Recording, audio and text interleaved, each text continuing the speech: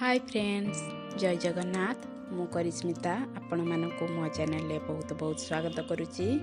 आज मु आपण मानक पई मटर मशरूम रो रेसिपी नहीं आसी।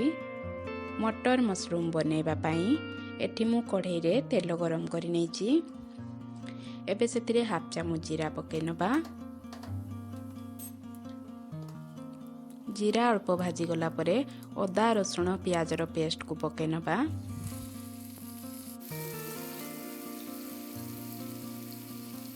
मसला कंचा स्मेल जीवा पर्यंत मसला को एठी कषि नबा।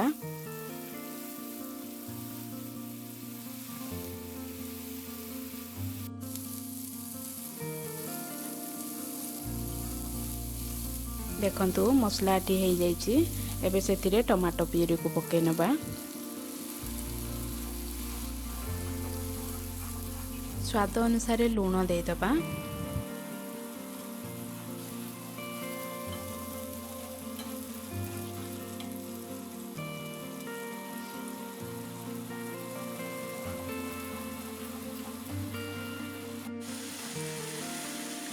देखंतु मसला को एटी 5 मिनिट कषिला परे मसला हे गलानी।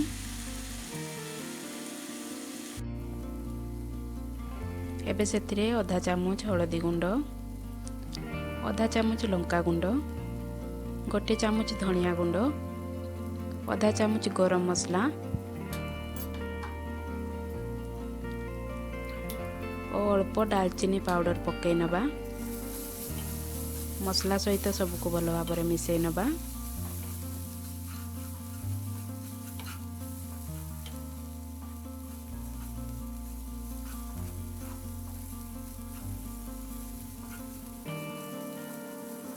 मसला एठी हे जाईची। एबे सेतिरे 2 चामच दही को पकै नबा।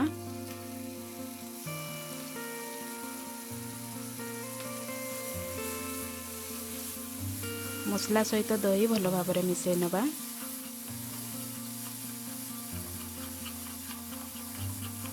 एठी गैस रो फ्लेम स्लो रे रखिबे, नहले दही छिंडी जीवो।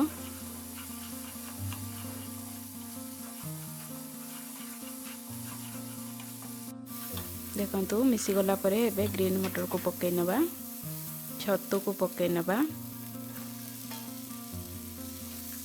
मसला सहित ग्रीन मटर छत्तू को भल भाव मिसई नबा।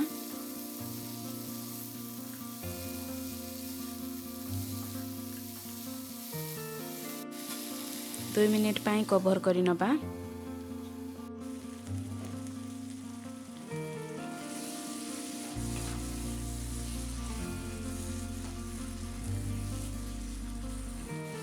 छतु और मसला भल भाव मिसी जाइए।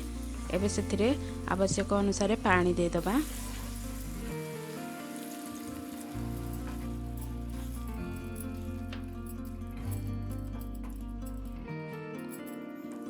एबे तरकारी को कवर करी फुटिबा पाई छाड़ी दबा।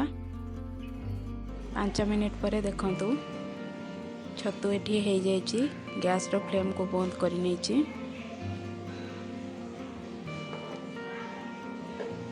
जदि आपण मानकु मो रेसिपी भल लगी थाए ताहले मो चैनल को लाइक करंतु, सब्सक्राइब करंतु और शेयर करंतु।